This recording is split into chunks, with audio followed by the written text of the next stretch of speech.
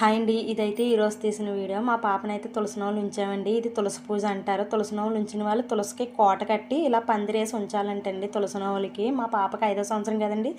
5వ సంవత్సరం నుంచి అయితే తులసి నోములు ఉంచుకోవచ్చు అంటండి పిల్లల్ని. మా పాప అయితే ఇవాళ నైట్ నుంచి అయితే పూజ చేసింది. నవమి నాడు నైట్ నుంచి తులసి కొమ్మను ముట్టుకొని దశమి ఏకాదశి నాడు ఉపవాసం ఉండి ద్వాదశి నాడు పప్పు అన్నం పెట్టి తులసమ్మకి తర్వాత అన్నం తినాలంటండి. ఈ 2 డేస్ సజ్జ పళ్ళు పాలు ఇవన్నీ తాగొచ్చంటండి.